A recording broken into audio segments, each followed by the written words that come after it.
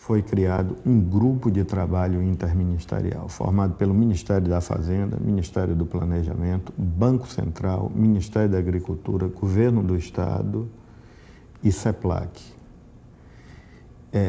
E Banco do Brasil. Esse grupo levantou e está levantando os débitos dos produtores. Esse grupo tem 60 dias para apresentar uma proposta viável para esse problema do endividamento e do equacionamento das dívidas dos produtores. O cacau vai continuar sendo realmente um fator de riqueza para a região. Nós já saímos do fundo do poço, estamos agora numa fase de ascensão e o que precisamos, eu diria que apenas o que nós precisamos eu diria que os agentes, os órgãos do financiamento sejam mais tolerantes, ofereçam condições melhores para que esses produtores endividados e descapitalizados possam realmente, e como estão demonstrando, eles têm capacidade de trabalho e se eles tiverem mais tolerância e mais compreensão, nós vamos ultrapassar essa fase. Os cacauicultores mereciam muito mais e estão endividados, precisam pagar as suas dívidas e só agora há um sinal leve de que em 6 meses nós vamos ter um financiamento prorrogado. Acho que a cacauicultura não morreu, ao contrário, ela vai renascer já, porque o potencial é muito grande. Nossas terras são boas e poderemos ter um cacau de boa qualidade. Uma luz no fim do túnel, alívio e esperança para toda uma região.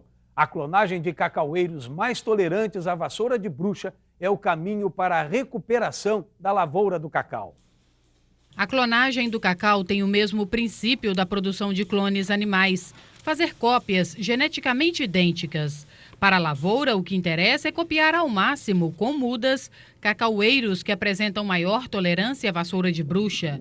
Um trabalho que, para ser iniciado, exigiu muita pesquisa e investimentos na CEPLAC, com a compra de equipamentos de última geração. O primeiro passo para a produção de clones tolerantes à vassoura de bruxa é a identificação deles pelo sequenciamento genético, ou seja, uma análise completa de cada gene da planta. Isso é feito aqui no Laboratório de Biologia Molecular. Os pesquisadores selecionam os cacaueiros que lá fora conseguem produzir, mesmo quando são infectados pela doença. A análise do DNA das plantas possibilita a criação de novas espécies, com o cruzamento entre os genes mais resistentes ao fungo da vassoura e os mais produtivos. A imunidade total, no entanto, não existe.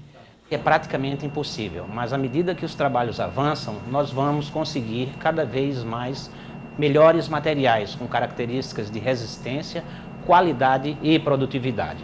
Tudo o que é gerado nos laboratórios é cultivado nos jardins clonais da Biofábrica, no município de Uruçuca, a 40 quilômetros de Ilhéus. Um instituto criado em 99 que produz 30 tipos de clones tolerantes à vassoura de bruxa. São 50 mil mudas por dia e 30 mil garfos para enxertia. Material que na roça começa a produzir em média dentro de 3 anos. A arma encontrada para enfrentar a vassoura de bruxa acabou mudando a forma secular de plantio do cacau. Nós quebramos um paradigma de mais de um século, que a propagação do cacau sempre foi feita via seminal, via semente. E com o surgimento da vassoura de bruxa, a metodologia para se combater essa doença tinha que ser através de melhoramento genético. E a propagação vegetativa é a adequada para esse tipo de solução. Mais de 7 milhões de mudas e 4 milhões de garfos já foram distribuídos pela Biofábrica no sul da Bahia.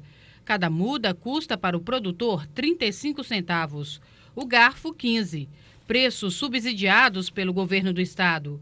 O investimento na pesquisa para o melhoramento do material tolerante à vassoura de bruxa é prioridade na CEPLAC, garante o superintendente regional. A CEPLAC tem convênios a nível internacional para que capte recurso para desenvolvimento desses trabalhos, ter uma relação institucional com outras instituições, como a UESC aqui, como a Unicamp, para que desenvolva projetos em busca da desenvolvimento de cultivares que sejam tolerantes à vassoura de bruxa. E também buscando outras características de planta, como maior teor de gordura, sempre uma amêndoa maior, mais pesada, na busca de que a exploração racional do cultivo de cacau seja uma atividade extremamente rentável. É tudo o que o cacauicultor quer, tanto que a clonagem já chegou a praticamente todas as fazendas do sul do estado. Inclusive o município de Canavieiras hoje, a terra máter do cacau, já possui 3.500 hectares plenamente recuperados com a prática da clonagem. É uma realidade que nós estamos vendo hoje nas propriedades de cacau, daqueles que adotaram a prática da clonagem, uma lavoura de folhas verdes, sadias e com a produção já apresentando sinais de boa produtividade. Claro que não vai ser o cacau que era antigamente. Você plantava o pé de cacau e ele vivia 100 anos, 200 anos. Não, isso não vai ser. Nós vamos plantar e renovar sempre. Para Helenilson Chaves, um dos maiores empresários do agronegócio cacau na Bahia, a clonagem é a melhor alternativa para se recuperar a lavoura. E mais do que isso, apesar de toda a crise provocada pela vassoura de bruxa, no final das contas, a doença acabou trazendo importante aprendizado. A nossa maneira de administrar hoje é uma maneira muito mais racional. Nós enveredamos por uma tecnologia de produção melhorada. Toda crise, no fim, sempre sobra um aprendizado muito grande.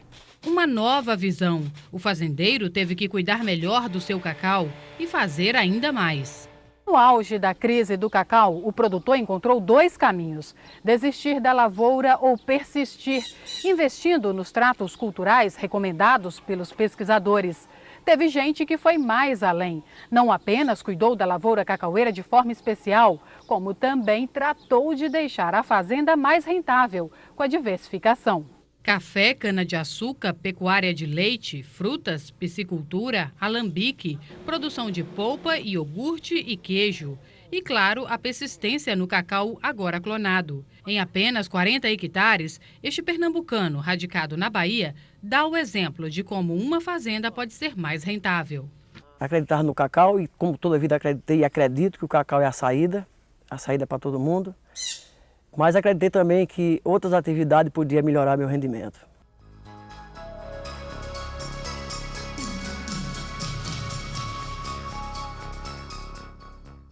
Com a produção de cacau voltando a se recuperar aos poucos, graças à clonagem, as empresas que fazem o beneficiamento das amêndoas estão mais otimistas e há até investimentos pesados na ampliação do Parque de Moagem na Bahia.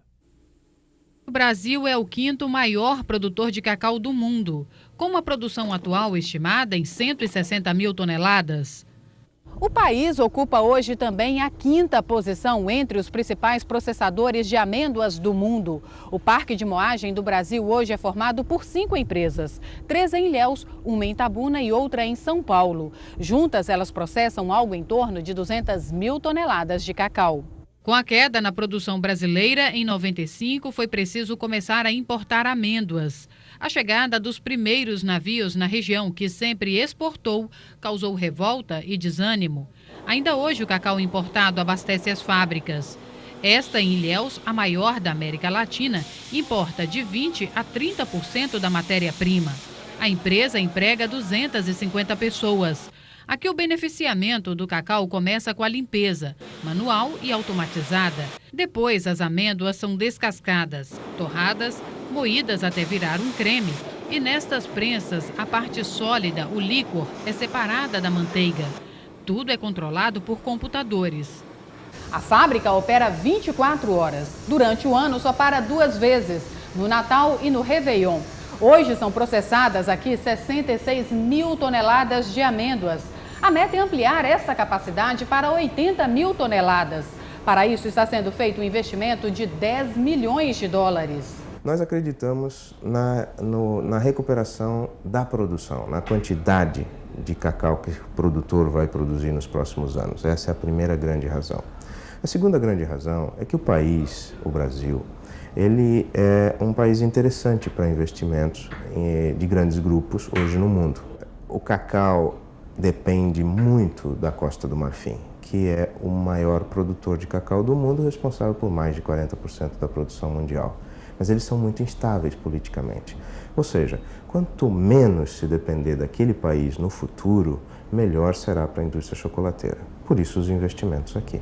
Para este consultor no mercado de cacau, a ampliação do parque representa, sobretudo, a confiança do setor na economia e estabilidade do país. O Brasil apresenta estabilidade econômico-financeira e social para que dinheiro novo entre no país. Na cultura do cacau, porque qualquer investimento deste monte vê a cultura de longo prazo. E para o produtor de cacau, sem dúvida que também é muito bom, a despeito dos preços baixos nesse momento, porque é uma origem em que se produz e tem uma planta junto da produção, que o produtor sempre receberá os preços acima de outro mercado que não tenha a sua fábrica na origem.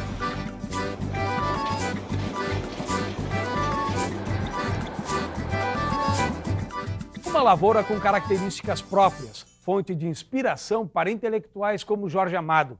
A cultura do cacau ultrapassou as fazendas do sul da Bahia. Ganhou o mundo em livros, filmes e novelas. Uma terra cheia de histórias para contar, onde ficção e realidade caminham lado a lado.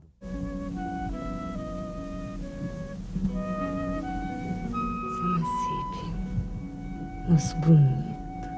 A de cacau é uma das plantações das mais belas do mundo, né? Filho de Itabuna, apaixonado por Ilhéus, deslumbrado pelo mundo do cacau, Jorge Amado deixou claro em sua obra que seu berço era uma fonte rica de inspiração. Jorge Amado foi, sem dúvida, quem mais divulgou a região do cacau. Seus romances, traduzidos em várias línguas, ganharam o mundo e atraem turistas para os cenários que ele descreveu com tanta riqueza de detalhes e paixão. Por isso é mais do que justo que a região cacaueira tenha como maior referência da sua cultura a obra do escritor baiano. Essa obra leva o conhecimento de Ilhéus para uma parte do mundo. E, por isso, Ilhéus é visitado por turistas do mundo inteiro. Eles querem visitar aqueles locais tão falados como Jorge Amado, como esse local que nós estamos aqui, que é o Bar Vesúvio, de Gabriela. Aqui viveu Gabriela, aqui viveu Nassib. Eles querem conhecer o Bataclan. Enfim, são atrações da cultura ilhéense distribuída e divulgada pelas obras de Jorge Amado pelo mundo afora. O cacau tornou-se conhecido no mundo inteiro, né? E isso deu justamente uma condição para que essa lavoura viesse a ter este realce, essa projeção. A casa onde Jorge Amado morou no centro de Ilhéus é hoje uma atração turística, com objetos pessoais dele e também trabalhos de outros escritores que levaram para seus livros o dia a dia das lavouras de cacau. Seria impossível imaginar uma noite sequer sem ela. Sem eu. O calor do seu corpo. Gabriela. O cheiro de cravo. O cheiro de canela. Ficção e realidade até hoje se confundem no Bar Vesúvio, que no livro Gabriela, Cravo e Canela era do imigrante Nassib, que se apaixonou pela morena faceira. Para entreter os fregueses, uma vez por semana, o casal de atores é contratado e mostra um pouco do romance tão comentado na época.